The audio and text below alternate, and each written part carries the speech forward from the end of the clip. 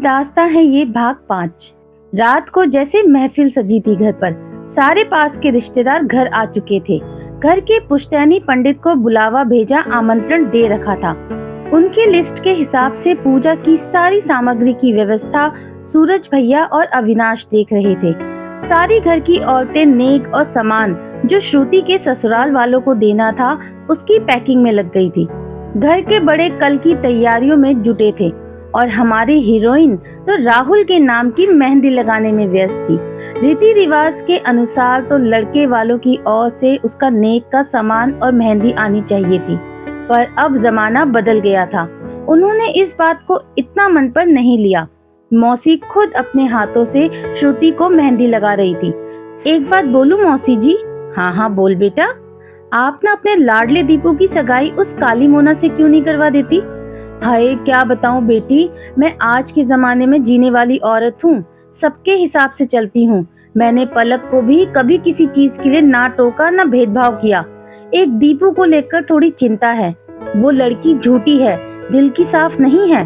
तू ही बता, अगर तू मेरी जगह होती तो क्या कूदने देती उसे खाई में? मैं अपने बेटे की भलाई सोच रही हूँ तो क्या गलत कर रही हूँ?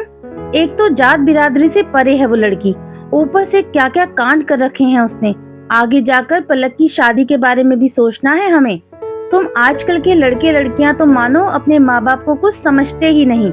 जरा क्या टोक दिया तो ज्ञान की बातें बटोरना शुरू कर देते हो। बोलो अब, चुप क्यों हो गए तुम सब? हाँ, आपकी ये बात भी सही है। रिया ने बात को संभाला। तो क्या मैं अपने ही बेटे का भविष्य बिगाड़ूं? तू बता मुझे। एक ये प्यारी बच्ची है जो अपने पापा के पसंद के लड़के से कल तिलक करने जा रही है। इसने कुछ कहा क्या या फिर तमाशा किया भला? मेरे पास जादू की छड़ी होती तो इसे ही अभी दीपू के नाम का तिलक लगवा। श्रुति फिर बीच में आ पड़ी। मेरी तो बात ही कुछ और है मौसी जी, पर अविनाश के बारे में बड़ा बुरा लगता है। चंद दिन ही हुए हैं मिले हुए, पर मानो लगता है कुछ है अपना सा रिश्ता। अब मैं खुशियों के झूलों में झूलने जा रही हूँ और एक आपका दीपू बेचारा देवदास बन जाए। आप तो जानती हैं कि झूठ कितना भी छोटा या बड़ा क्यों ना हो, उसके हाथ पांव नहीं होते, एक ना एक दिन सामने आ ही जाता है। फिर अगर दीपू का प्यार सच्चा और उस मोना का झूठा है तो वो भी सामने आ जाएगा। आप अपने माँ बेटे के रिश्ते की डोर को जितना तानेंगी उतने ही टूटने के चांसेस बढ़ते रहेंगे, पर आप अगर रस्सी को जरा ढील देंगी तो लगाम हमेशा अपने हाथ में पाएंगी। क्या बोलती है अब इस बारे में? अब बेटा मेरा हलवाई का लड्डू तो नहीं जो किसी को भी खाने दूं। हाँ, उसे ऐसा झूठा भी तो नहीं कर सकती ना किसी ऐरे गहरे के मुंह लगाकर। मौसी ने मेहंदी निकालते हुए कहा। हाँ ये भी सच है, पर आपका लड्डू ही खुद होकर किसी के मुंह में जाने को आतुर हो तो आप भी क्या कर सकते हो? नहीं नहीं, मेरा बेटा उसे छुएगा भी नहीं, उस चुड़ैल को। आप बड़ी भोली और मासूम है मौसी जी। ये आजकल के लड़के पहले तो प्रोडक्ट मार्केट में आया नहीं कि लॉन्च होने से पहले ही एडवांस बुकिंग करवा लेते हैं। आप मेरी बात माने तो उन दोनों की सगाई की बात को हरा झंडा दिखा दीजिए। क्यों भला श्रुति? आपका ही भला है इसमें। देखिए कैसे बाबा शैगल की शक्ल बना रखी है उसने। रोया भी मेरे पास तो कह रहा था कि मम्मी से बड़ा प्यार करता हूँ पर उसे भी नहीं छोड़ सकता। इससे अच्छा कि ऐसे ही चलता रहे तो जल्दी कुछ कर लेगा। ऐसा कहा दीपू ने तुझसे बेटा? हाँ हाँ मौसी जी, सगाई बाद में कर देना, बस हाँ कर दीजिए और उस मोना से प्यार से बातें करे। वो सीरियल देखी ना आपने, मेरा बेटा परदेसी? उस डायन की जाल में उसका रोहन भी ऐसे ही फंसा हुआ था।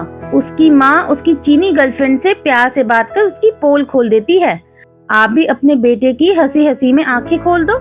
वो मोना करियर छोड़ने से रही, शादी तो वो भी नहीं करेगी ना। फिर किसी अच्छी सी लड़की को देखकर शादी करवा दीजिएगा। हाँ ये आइडिया तो बड़ा अच्छा है बेटा तेरा। मैं भी उस सीरियल की तरह मेरे बेटे की आंखें खोल दूंगी। पर मुझे एक्टिंग कहाँ आएगी भला? क्या बात कर रही हैं आप मौसी जी? आप इतना बड़ा अटैक ला सकती हैं अपने बेटे के लिए तो ये मामूली एक्टिंग क्या चीज है? मन में कोसती रहे उसे, पर चेहरे पर बिल्कुल ना दिखने देना। हाँ हाँ बिल्कुल सही कहा तूने बेटा। देखो बातों बातों में मेहंदी भी लग गई। श्रुति ने अपना हाथ देखा। हाय फूली नहीं समाई वो। ए रिया, तूने राहुल का नाम लिखा है ना हथेली पर? वो काम उस हाथ का था, मौसी जी ने लिखा होगा। श्रुति नाम ढूंढ ही रही थी कि उसे एक और झटका लगा। गलती से राहुल का नाम ना लिखते हुए मौसी ने बातों बातों में या गलती से या जाने अनजाने हथेली पर अविनाश नाम लिख दिया था। रिया, ये किसका नाम लिख दिया मौसी जी ने यार? क्या हुआ, भूचाल आ गया क्या? तू तो निपट गई यार, अब मुझे तो जरा लगवाने दे कुछ टिपके। अबे अविनाश का नाम लिखा है मेरी मेहंदी पर, मेरा राहुल तो दूर दूर तक कहीं नहीं है। रिया, क्या करूं, हाथ धोकर आऊं? तू फिर निकाल मेरे हाथों पर मेहंदी। निकालेगी ना तू? क्या नाम के पीछे पड़ी है श्रुति? ये सब मोह माया है, कुछ नहीं होता ऐसी बातों से। मेहंदी महबूब की लगी है ना, तुझे पता है, मुझे पता है और इस कमरे के एसी को भी पता है, जिसने तेरा हाथ आधा सुखा भी डाला। अब मत खराब कर हाथों को। पर मेरा राहुल क्यों भुगते ये सब? मुझे वो हाथ में चाहिए, पूरा का पूरा मिल रहा है ना कल सुबह, तो हाथ में क्यों चाहिए? कोई नहीं, आके देखेंगे तुम्हारी हथेली। चुप कर और सो जा। इस अविनाश के बच्चे को मेरी जिंदगी से बेदखल करके ही दम लूंगी। वो मेहंदी का कौन लेना, यहाँ ऐसा डिजाइन बना दे कि लगना ही नहीं चाहिए कि पोंगा आया भी था मेरे हाथ पर। देख ना श्रुति, कितनी अच्छी डिजाइन है, क्यों बिगाड़ रही है उसे तू?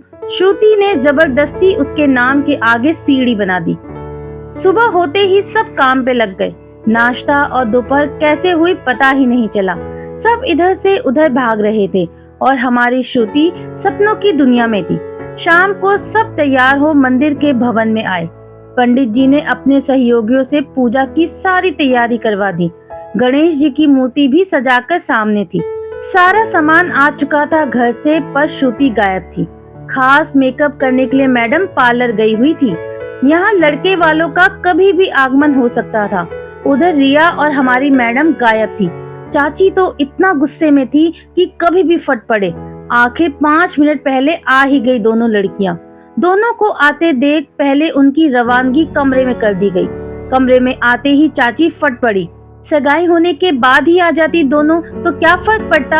अकल की मारी दोनों, यहाँ पर सर का इतना टेंशन है और तुम दोनों को पार्लर की पड़ी है। उसे यहीं बुला लेती ना, वहाँ जाने की क्या जरूरत थी?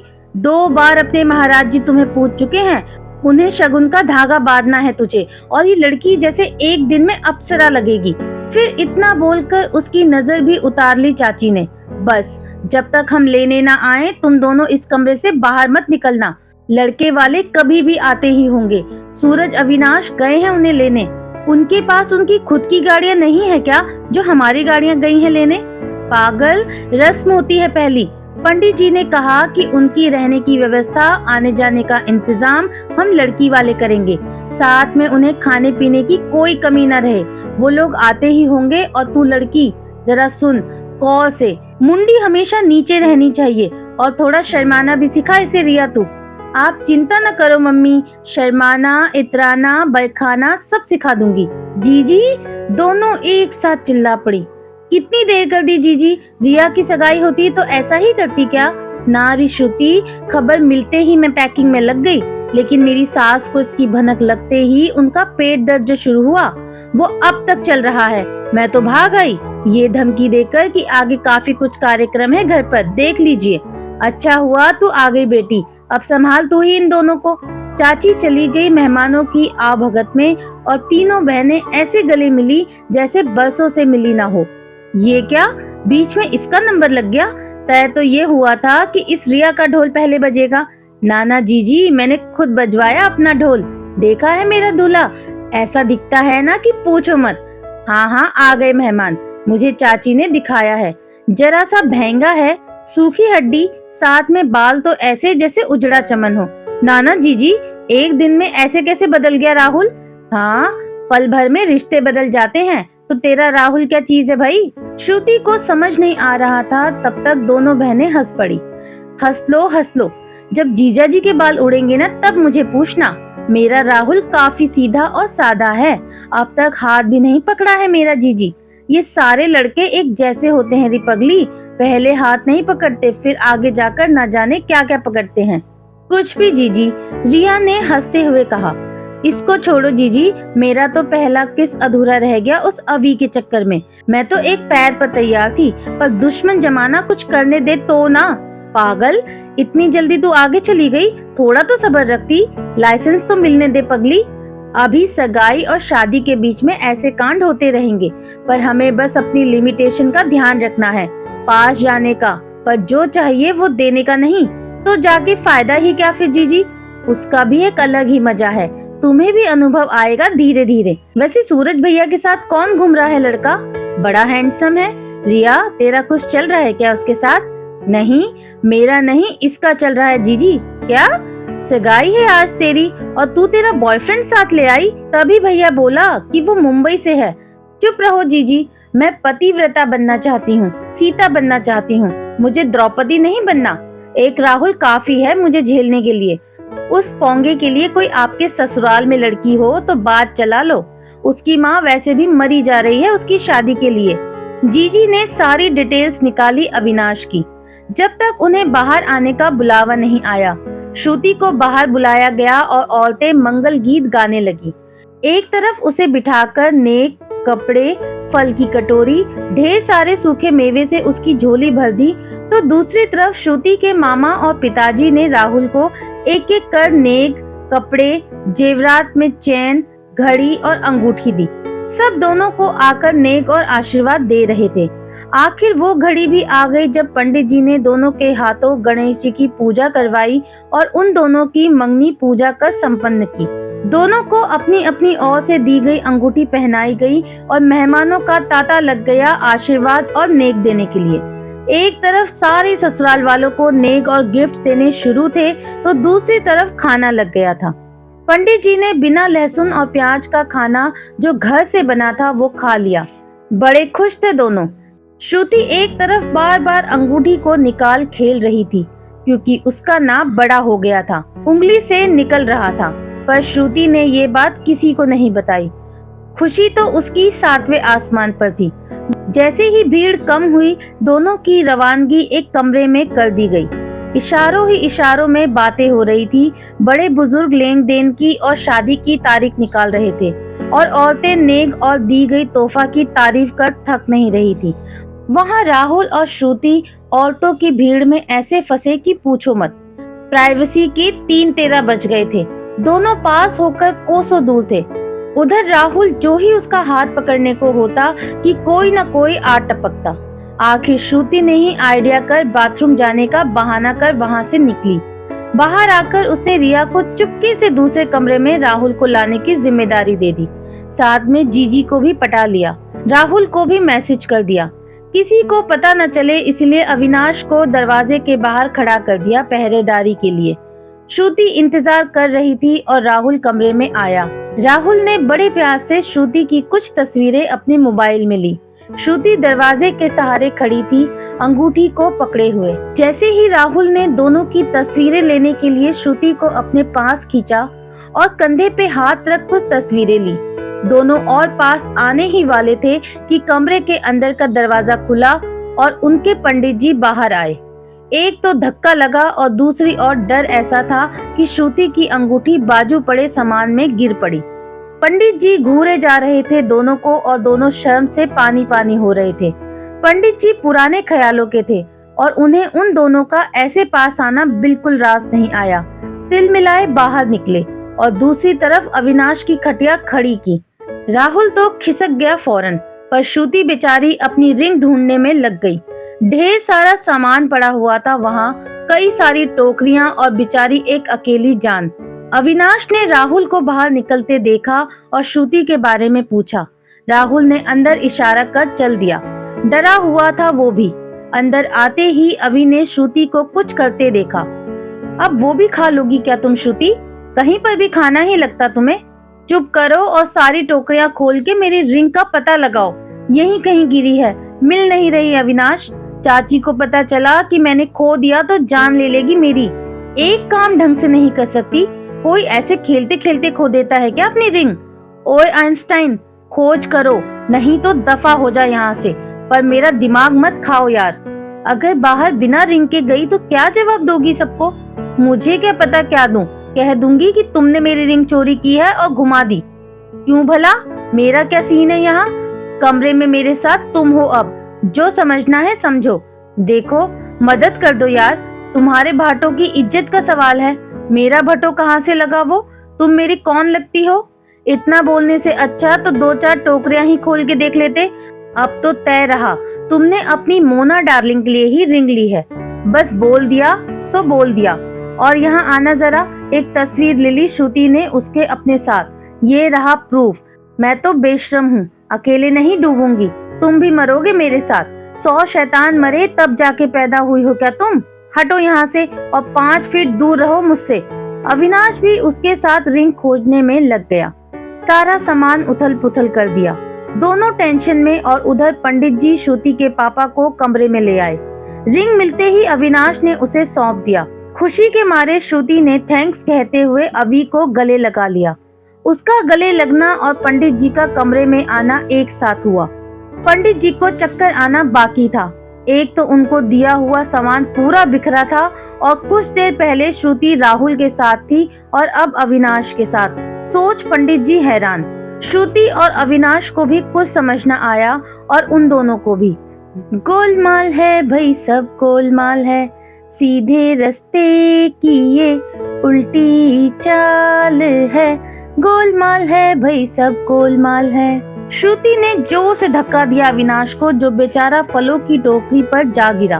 मरता क्या ना करता। आफत की पुड़िया जो साथ में थी। पापा आप यहाँ? क्या हुआ है? सब ठीक है ना?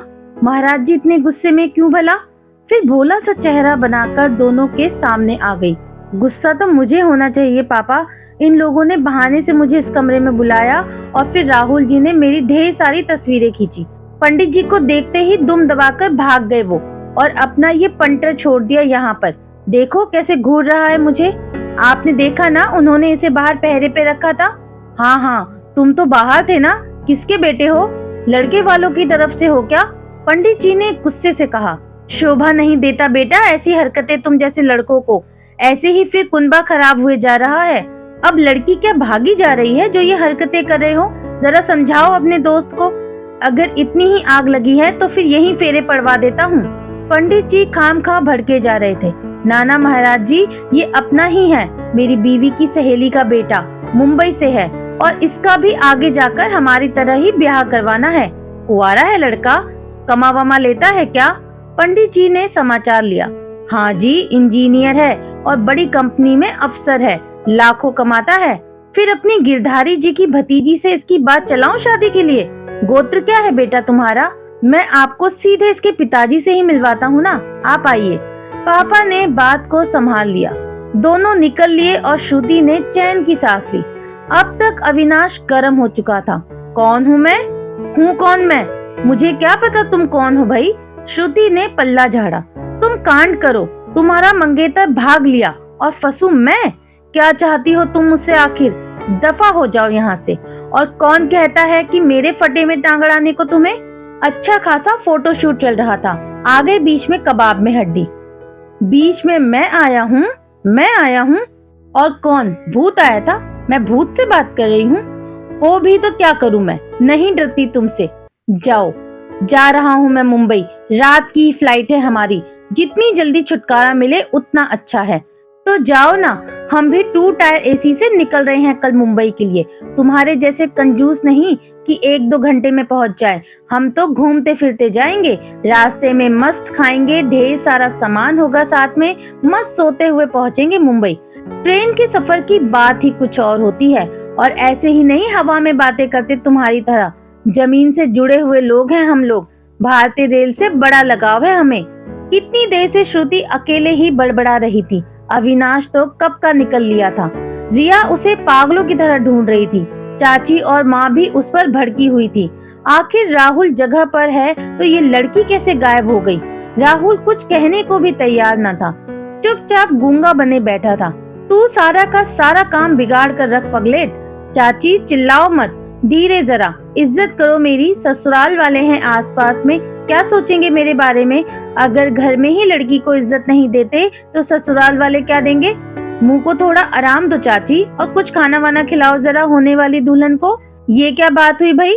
मेरे लिए ये तामझाम और मुझे ही भूखा रखा गया। एक मेरा फियांसे मुझे छोड़कर भाग गया और अब अकेले अकेले खाना खा रहा है अपने भाइयों के साथ, और मुझे फंसा दिया उस पोंगे के बीच। कितना बड़ा कांड होते होते रह गया जानती हैं आप? ये फियांसे क्या होता है री? चाची को कुछ समझ न आया। फियोंसे मेरा होने वाला पति, राहुल की बात कर रही हूँ। एजी ओजी कहा कर मरी, नाम लेके क्यों पुकारना? अब नहीं क्या ससुराल वाले आगे पीछे घूम रहे तेरे? गलती हो गई चाची, खाना खा लूं अब? रिया और जीजी कहाँ गायब हैं? उन्हें किसी काम से बाहर भेजा है मैंने। जा चुपचाप वहाँ जाकर बैठ जा, खाना खाने के समय होते ही बुला लेंगे तुझे। बेचारी दुल्हन चुपचाप जा बैठी। सरला मौसी ने अपने परिवार के साथ सबसे विदा ली। अब सब शादी में मुंबई में ही मिल सकते थे। फूट फूट कर रोई तीनों सहेलियां, जैसे अब सालों ना मिलना हो। प्रोग्राम बिना किसी अड़चन के पार हुआ। श्रुति अपनी अंगूठी को लेकर परेशान थी, वहीं उसके माँ और पिताजी कुछ गंभीर चर्चा में व्यस्त थे। कुछ ज्यादा ही मांग नहीं कर रहे ये लोग? पिताजी ने बात छेड़ी। अब खुलकर तो आज के जमाने में कोई मांगता है भला? आप भी ना कुछ ज्यादा ही सोच रहे हैं। वैसे भी हमारा बजट इससे कहीं ज्यादा था इसकी शादी को लेकर, और हम जो दे रहे हैं वो हमारी बेटी का ही तो है। हाँ ये बात भी सही है, लेकिन ऐसे खुलकर बात तो की ही ना। दामाद जी का बिजनेस तो अच्छा है ना विदेश में, उन्हें क्या जरूरत पड़ी? जो देंगे उसे हमारी बेटी के नाम करके देंगे। श्रुति के परमिशन के बिना कुछ न मिल सके उन्हें, फिर तो ठीक है। एक बात मेरी मानो कि श्रुति को इसकी भनक न लगने दो। देखो कितनी खुश है आज। दोनों अपनी बेटी के चेहरे की खुशी देख रहे थे, जो अपने मामा और मामी के साथ मोबाइल में फोटो देखने में व्यस्त थी। मैं क्या बोल रही हूँ, कल इन लोगों को निकलने दो, हम 4-5 दिन में काम निपटाकर मुंबई चल देंगे। वहाँ भैया और भाभी को भी मदद करनी है ना। हाँ, वो कितना प्यार करते हैं हमारी शैतान से। श्रुति अपना स्टेटस हर जगह बदलने में लगी हुई थी। कहाँ कहाँ नहीं डाले होंगे उसने अपनी सगाई के फोटोज। साथ में मामी ने उसे अंगूठी टाइट करने का नुस्खा भी दे दिया था। अंगूठी को धागा लिपटे जा रही थी कब से। साथ में दिन भर राहुल के साथ बिताए लम्हों को याद कर खुद ही शर्माई जा रही थी। किसी तरह जुगाड़ लगाकर अंगूठी फिक्स हो गई उंगली में। हजारों लाइक्स के इंतजार में मैडम बैठी ही थी कि याद आया, अपना पोंगा पंडित निकल गया होगा क्या? फोन लगाया उसने, पर अविनाश ने जानबूझकर उसका फोन नहीं उठाया। बड़ा गुस्सा आया उसे। इतनी जल्दी दोस्ती भूल गए पागल। श्राप देती हूँ इसे कि इसकी मोना डार्लिंग इसे कच्चा चबा जाए, लूट ले इसको पूरी तरह से, और मौसी जी भी शादी के लिए यूं करके मान न जाए। इसकी तो बैंड बज जाए पूरी तरह से। मुझे करेगा फोन तो उठाऊंगी ही नहीं। कर तू अब बेटा फोन। झट से श्रुति की फोन की घंटी बज गई। उसने बिना देखे कट किया। मस्त आंखों पर ककड़ी लगाए मैडम बिना देखे फोन कट कर रही थी। ऐसा 5-6 बार हुआ होगा जब तक उसकी मामी कमरे में नहीं आई। फोन उठा ले गधी, कब से बज रहा है? नाना मामी, उसे तो आज सजा मिलनी ही चाहिए। क्यों भला बेटा? जिंदगी भर की सजा तेरे रूप में मिल तो रही है उसे, और क्या काला पानी की सजा देनी है? मेरी जैसी हूर परी मिलती भी नहीं उस पोंगे को मामी। उसके लिए तो वो चंडी काली ही ठीक है। ये चंडी कहाँ से बीच में आई बाबू? उसका चक्कर चल रहा है क्या? हाँ तो आप तो अभी आई है ना सीन में। साल भर से अफेयर है उन दोनों का। क्या पता क्या क्या किया होगा। मॉडल जो ठहरी। फोटो देखनी है आपको? जरा मेरे इनबॉक्स में FB के फोटोज देखना मामी, वही मिलेगी आपको। हाय हाय, इतना पता है तुझे तो फिर क्यों फांसी लगा रही है खुद को? घर में पता है जीजी को? इतनी अंदर की बात क्यों बताएं घर वालों को मामी? वो मेरी ही क्लास लेंगे। मुंबई की है ना लड़की। अपनी मुंबई की है क्या? फिर तो तेरे मामा ही खबर लेंगे इस लड़की की। ऐसे कैसे जिंदगी बिगाड़ने दूं अपनी बच्ची की? शक्ल से तो बड़ा सीधा साधा लगता है ये राहुल अपना दामाद। परदेश से है तो क्या ये उसकी रंगरलियां थोड़े ही चलने देंगे? तू भी इतनी सती सावित्री क्यों बने जा रही है बेटा? ये राहुल जैसे तो तुझे लाखों मिल जाएंगे। अब भी बात नहीं बिगड़ी। हम पहले से सब घर वालों को बता देते हैं और खटिया खड़ी कर देते हैं उसकी। श्रुति नींद में थी, उसने कुछ सुना ही नहीं था। दरअसल फोन राहुल किए जा रहा था और फोन उसका कट हुए जा रहा था। वहाँ मामी ने सारी बातें नमक लगाकर घर वालों को सुना दी। अविनाश की बातों से अनजान थे घर वाले, सो डर के मारे पहले श्रुति से ही बात की जांच पड़ताल करने की ठानी। जब कमरे में आए उसके मैडम नींद में थी। उसे जगाकर सबने उसे घेर लिया। श्रुति को कुछ समझ नहीं आया। वक्त है मुझे ससुराल जाने को, सोने भी नहीं देते घर वाले मेरे मुझे। क्या खानदान दिया है भगवान मुझे, ऐसे नहीं सजा दे सकते आप मुझे गणेश जी। क्या हुआ? क्यों ऐसे सब मुझे घूरे जा रहे हैं? कौन सा ऐसा भूकंप आ गया यहाँ? सारा जहां लुट रहा है हमारा और ये लड़की सो रही है। अरे पागल, राहुल के गर्लफ्रेंड के बारे में जो तूने अपनी मामी से कहा। माँ ने गुस्से से कहा, क्या राहुल की गर्लफ्रेंड है मम्मी? ये बीच में कहाँ से आ गई? अभी तो मैं सपना देख रही थी कि मेरी शादी हो गई, मैं हनीमून पर हूँ और हमारे 2 नन्हे मुन्ने बच्चे भी हो गए। सब सिंगापुर में मस्त ग्रीन कार्ड ले मजे कर रहे हैं और ये सपना क्या सपना ही रहेगा? तो फिर तू ऐसे लड़के से शादी करेगी जो कहीं और मुंह मारता फिर रहा है? हैं? कौन वो चुड़ैल मम्मी? उसकी ऐसी की तैसी कर दूंगी आज तो। आपको किसने बताया? मुझे तो राहुल ने कुछ नहीं बताया। सबने मामी की ओर देखा। भगवान झूठ ना बुलाए जीजी, इस लड़की के एफबी पर उस लड़की की तस्वीरें हैं। पापा ने श्रुति का फोन चेक किया। मोना के फोटोज को देख उन्हें बड़ी शर्म आई। ये किसकी तस्वीर है बेटा?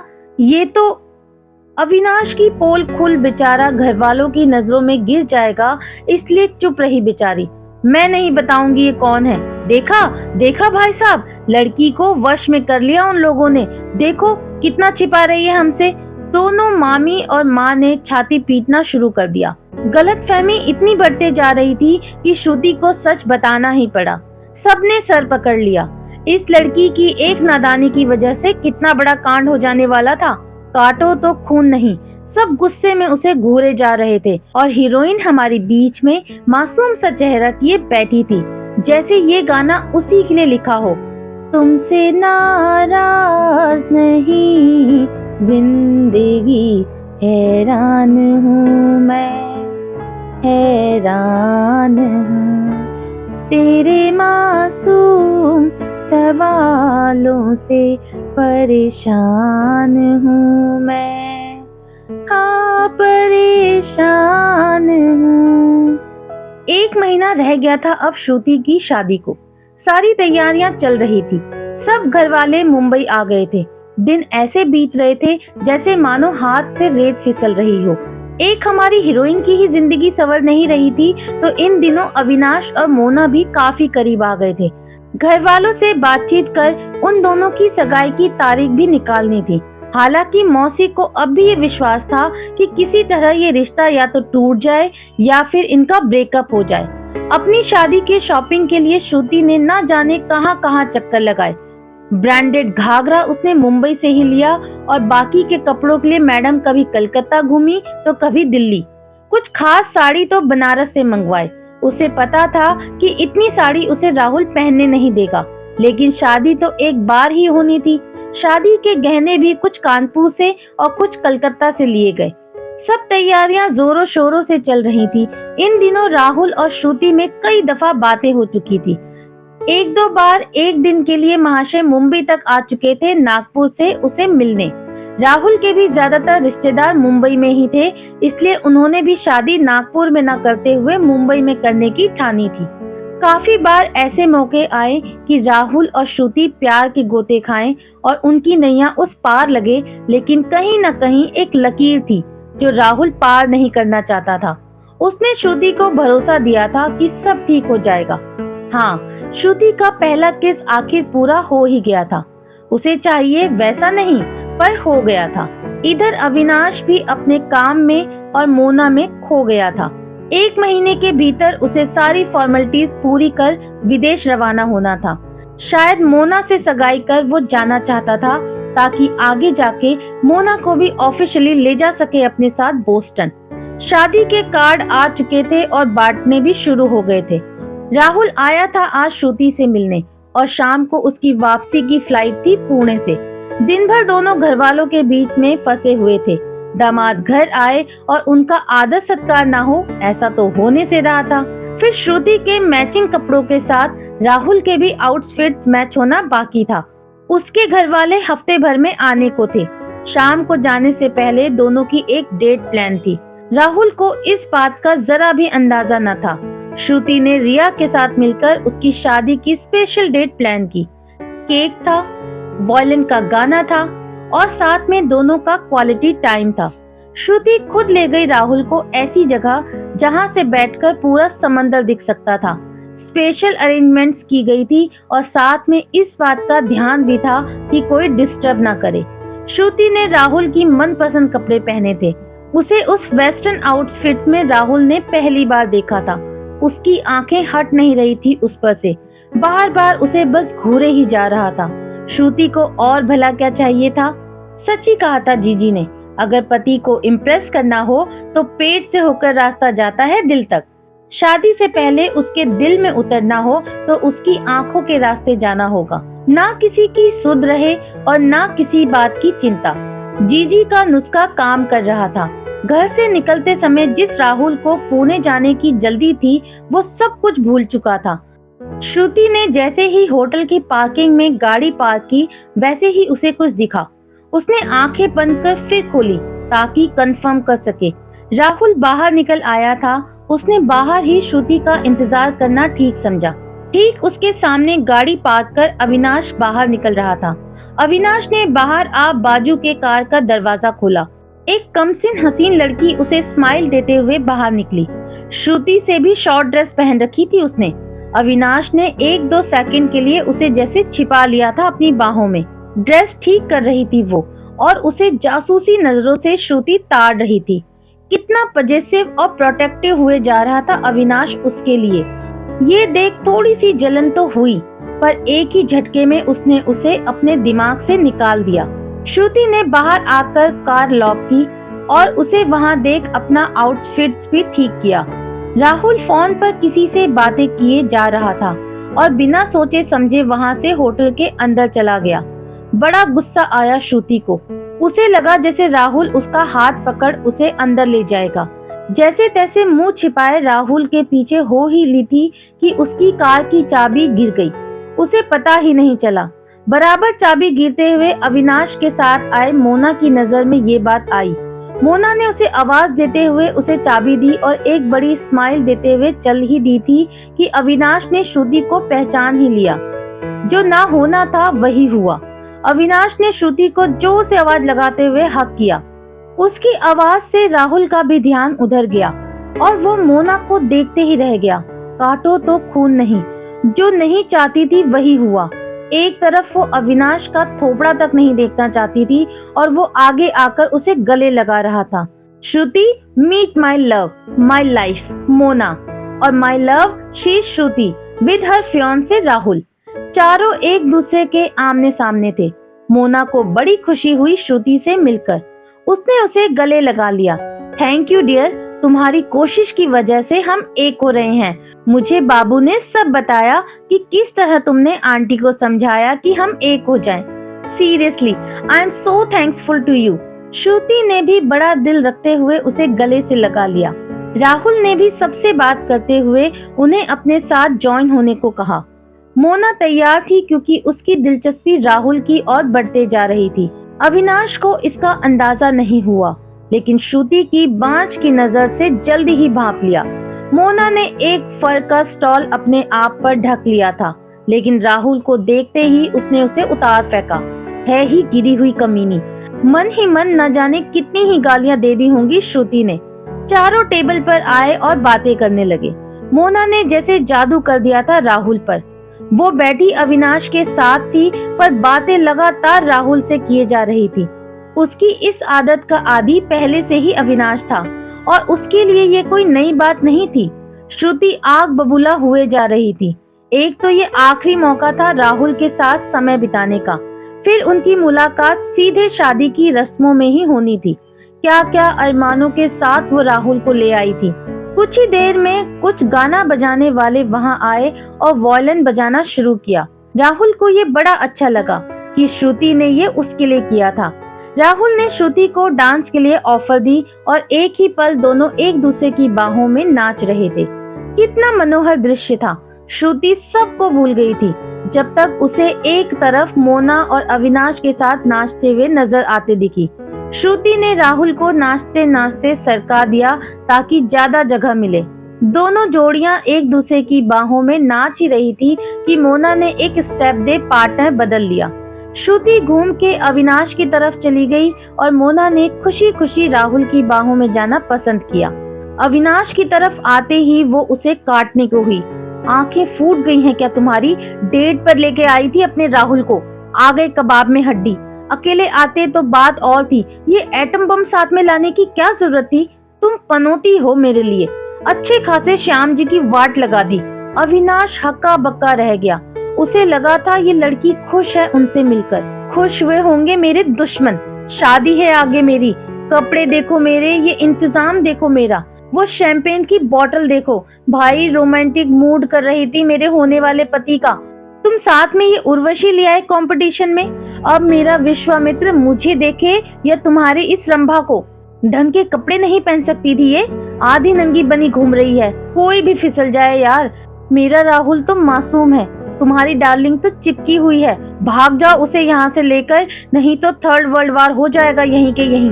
अविनाश को ऐसा बुरा लगा, उसने सपने में भी नहीं सोचा था कि अपनी मंगेतर के बारे में उसकी एक अच्छी दोस्त ऐसा सोचेगी। फिर वो भी भड़क गया उस पर। छोटे शहर की हो तो सोच भी ऐसी छोटी ही रखो तुम। भरोसा नहीं अपने प्यार पर, क्यों दूसरों को कोस रही हो ऐसे?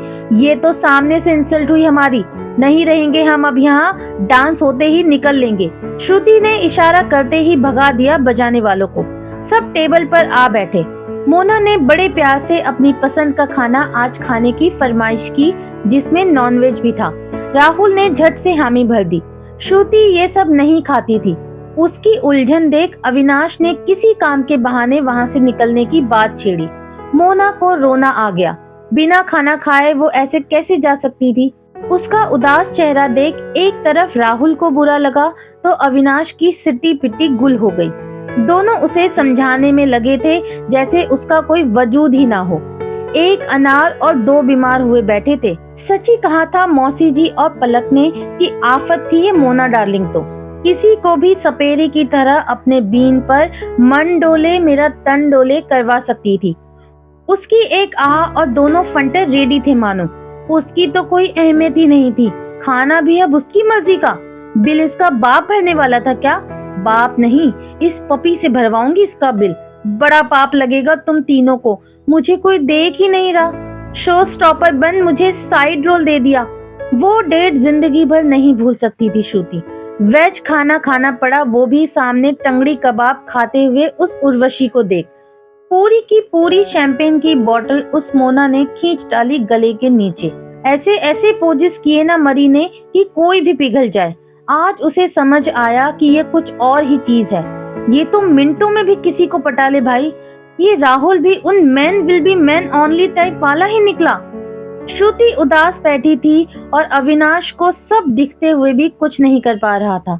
उसे श्रुति की डेट बिगाड़ने पर बड़ा बुरा लगा, लेकिन मोना के साथ होते हुए कुछ कर भी नहीं सकता था।